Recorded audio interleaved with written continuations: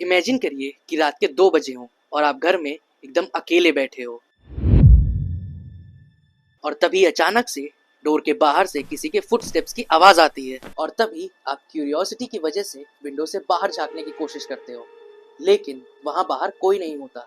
और फिर अगले दिन आपको मेल बॉक्स में एक लेटर दिखाई देता है जिसमें लिखा होता है, मैं तुम्हें देख रहा हूँ। और अब आती है सबसे डरावनी बात, ये कोई हॉरर मूवी नहीं बल्कि एक रियल स्टोरी है। So this is me your host Saksham and you are watching the horrific and chilling story of the watcher house. तो इस स्टोरी के बारे में जानने के लिए हमें जाना पड़ेगा साल 2014 के वेस्टफील्ड जर्सी में, अमेरिका का एक पीसफुल और हेल्दी एरिया जहां क्राइम रेट ऑलमोस्ट ना के बराबर था। एक कपल जिसका नाम डेरेक और मारिया था, जो कि अपने 3 बच्चों के साथ एक नई जिंदगी की शुरुआत करना चाहते थे और इसीलिए उन्होंने अपनी लाइफ की सारी सेविंग्स लगा दी एक घर खरीदने में। 657 बोलीवर्ड, एक बड़ा, खूबसूरत और ऑलमोस्ट परफेक्ट घर। लेकिन घर कभी परफेक्ट नहीं होते, तो मैंने ऐसा क्यों कहा ये मैं आपको आगे बताऊंगा। तो इस कपल ने नए घर में शिफ्ट होने से पहले डेरेक ने एक मेल बॉक्स चेक करने का फैसला किया। अंदर एक वाइट एनवेलप था जिसके कवर पर लिखा था द न्यू ओनर, जिसे देखकर डेरेक हंसने लगा क्योंकि उसे ऐसा लगा कि ये किसी उसके नेबर का एक वेलकम लेटर होगा। लेकिन जैसे ही उसने उस एनवेलप को खोलकर उसमें पड़े हुए लेटर को पढ़ना शुरू किया, उसके चेहरे की हवाइयां उड़ गईं। उस लेटर में लिखा था, टू द न्यू ओनर, 657 बोलयार्ड ने तुम्हें कैसे बुलाया, मैं हूँ द वॉचर। उस लेटर में आगे लिखा था कि उसका परिवार पिछले कई डिकेड से इस घर को वॉच कर रहा है, पहले उसके दादा, फिर उसके पिताजी और अब वो। लेकिन असली हॉरर अभी आना बाकी था।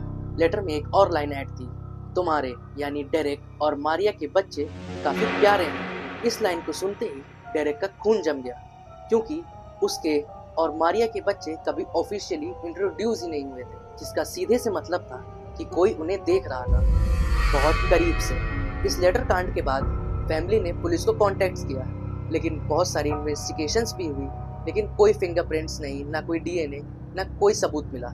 और सबसे स्ट्रेंज बात, किसी नेबर ने कोई भी अनयूजुअल सी चीज नोटिस ही नहीं करी, जैसे कि द वॉचर एक इनविजिबल आदमी।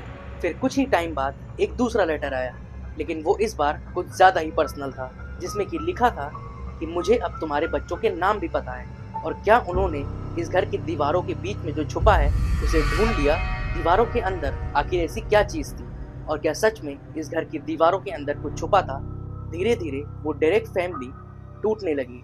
हर नेबर सस्पिशियस लगता और हर एक्टिविटी उन्हें अजीब सी लगती। रात होते ही वो सारे कर्टन्स बंद कर देते, लाइट्स ऑफ कर देते और बीच बीच में कैमरास चेक करते रहते। लेकिन उस डेरिक फैमिली के हाथ ऐसा कुछ भी नहीं लगा जिससे उन्हें पता चल सके कि वो आदमी कौन है। और उन्हें लगने लगा कि द वॉचर हमेशा उनसे एक स्टेप आगे है।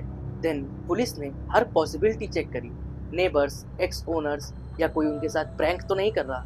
और तभी पुलिस को एक नेबर दिखा जो कि दिखने में इतना ज़्यादा स्ट्रेंज था कि उन्हें उस पर शक हुआ कि कहीं वही तो द वॉचर तो नहीं।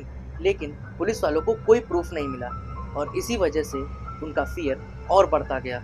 और इन सब के बीच सबसे हार्ट ब्रेकिंग बात पता है क्या हुई, कि वो डायरेक्ट फैमिली कभी भी उस घर में सही से रह ही नहीं पाई।